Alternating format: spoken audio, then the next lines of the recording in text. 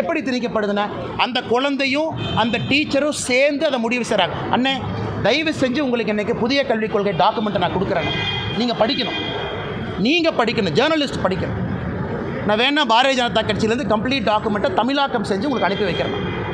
எல்லார்த்த விட நீங்கள் படித்தா தான் செய்தி சரியாக போகுங்க. நீங்கள் படிக்கலின்னு நான் சொல்லுவேன்.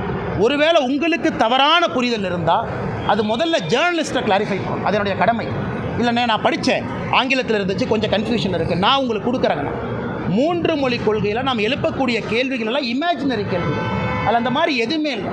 ஒரு மாணவனும் டீச்சரும் பிடிஏவும் சேர்ந்து தீர்மானம் பண்ணுறாங்க. நான் தான் சொல்லிட்டேனே, மத்திய அரசு சொல்ல முடியாது இதுதான் 3வது மொழி, முதலமைச்சர் சொல்ல முடியாது இதுதான் 3வது மொழி, மக்கள் டிசைட் பண்ணுறாங்க. தமிழ்நாட்டில் 11.65% 2011 மக்கள் தொகைப்படி தமிழ் மொழி பேசாதவர்கள் இருக்கிறாங்க. 11.65% 2011 சென்சஸில் அவங்களுடைய மொழி தாய்மொழி தமிழ் கிடையாது. தெலுங்கு பேசுகிறவங்க சென்சஸ் படி 42 லட்சம் இருக்காங்க. அவர்கள் 3வது மொழி குழந்தைக்கு சொல்லிக் கொடுக்கணும்னு நினைப்பாங்கல்ல. அவங்க குழந்தை முதல் மொழி தமிழ் தான் படிக்குது. பட் அந்த குழந்தைக்கு ஒரு லாங்குவேஜ் பேப்பர் தெலுங்கோ கன்னடமோ மலையாளம், பார்டரில் இருக்கக்கூடிய குழந்தைகள் ஒரு மொழி கற்றுக்கணும்னு நினைப்பாங்களே. நான் அந்த குழந்தையை நாமே தடுக்கணும்னு தான் நான் கேட்குறேன்.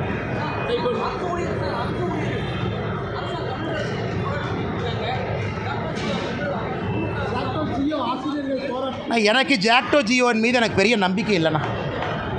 அவங்க உண்மையாலுமே அரசு ஊழியரை தான் ரெப்ரசன்ட் பண்ணுறாங்களான்னு எனக்கு தெரியாது. ஏன்னா ஒரு அமைப்பு திமுகவோடு சார்ந்து இருக்கக்கூடிய அமைப்பு இன்றைக்கி திடீர்னு எங்களுக்கும் திமுகவுக்கும் சண்டைனா இது எப்படி இருக்குன்னா ஓனாயும் ஆடும் சண்டை போட்டுக்கிற மாதிரி இருக்குது. ஜாக்டோ ஜியோவும் திமுகவும் இரட்டை பிறவிகள், ட்வின் பிரதர்ஸ். அவங்க ரெண்டையும் பிரிக்கவே முடியாது, ஒன்றா இருக்கிறவங்க. எலெக்ஷனுக்கு பிரச்சாரம் பண்ணுவாங்க. ஜாக்டோ ஜியோ பிரச்சாரம் பண்ணும், திமுகவுக்கு தான் ஓட்டு போடணும், திமுக கேண்டிடேட்டுக்கு ஓட்டு போடணும், எலெக்ஷனுக்கு பிரச்சாரம் பண்ணுவாங்க. அதனால் அரசு ஊழியர்கள் பக்கம் நாங்கள் இருக்கோம், ஜாக்டோ ஜியோ பக்கத்தில் நாங்கள் இல்லை, அரசு ஊழியர்கள் பக்கத்தில் இருக்கோம். இன்றைக்கி அவங்க போடுற சண்டையெல்லாம் மீடியா ஆப்டிக்ஸ்க்காக போடுறாங்களா, நாளை காலையில் சேர்ந்துக்குவாங்களா, இல்லை முதலமைச்சர் ஒரு இரவு மீட்டிங் நடத்தி இல்லை நான் சீரியஸாக எடுக்கிறேன்னு ஜாக்டோ ஜியோ அரசு ஊழியர்களை சமாதானப்படுத்துறதுக்காக ஒரு நேம் சேக் ஸ்ட்ரைக்கு இல்லைப்பா 10 மணிக்கு நாங்கள் பண்ணுவோம் மாவட்டம். அதனால் எனக்கு அது நம்பிக்கை இல்லை. அரசு ஊழியர்கள் மீது நம்பிக்கை இருக்கிறது.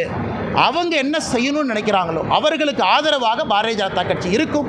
பட் ஜாக்டோ ஜியோ அமைப்பு இதற்கு முன்பு ஒருதலை பட்சமாக திமுகவுக்கு சார்ந்து நடந்திருக்கிறதுனால அவர்களுடைய எண்ணம் இதில் உண்மையான எண்ணமாக எனக்கு தெரியாது.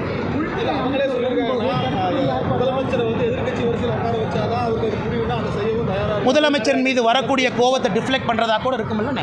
ஆனால் ஜாக்டோ ஜியோ நான் கூர்ந்து கவனிப்பேன், அவங்க ஸ்டாண்டு கன்சிஸ்டண்ட்டாக இருக்கணும். எலெக்ஷன் அப்போ தமிழ்நாட்டில் கவர்மெண்ட் எம்ப்ளாயினுடைய ஆர்கனைசேஷன் பிரச்சாரத்துக்கு பார்த்துருக்கீங்களா? ஜாக்டோ ஜியோ பிரச்சாரம் பண்ணுவாங்க, பேப்பர் ஆடு கொடுப்பாங்க. அப்படி இருக்கும் பொழுது பாரதிய ஜனதா கட்சியிலிருந்து எப்படி நான் ஜாக்டோ ஜியோன்னு ஆதரவாக சொல்ல முடியும்னா? காரணம் திமுக கேண்டிடேட்டுக்கு ஓட்டு கேட்டவன். ஆனால் இன்றைக்கி இது ஒரு கபட நாடகமாக இருக்கலாம், எனக்கு தெரியாது.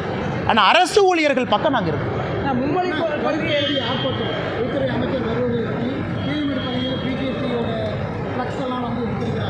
ஆனால் நான் தான் லாஸ்ட் டைமே சொன்னேன், சகோதரி இருக்காங்க தப்பாக நினச்சிக்குவாங்க. இந்த கருப்பு பனியன்லாம் வாங்கி தர்றேன், கருப்பு சட்டையெல்லாம் வாங்கி தரேன், கருப்பு கொடியெல்லாம் வாங்கி தரேன். ஏன்னா போலீஸ் கொஞ்சம் வேலை கொடுக்கணும், எல்லாத்தையும் பண்ண சொல்லுங்கண்ணே.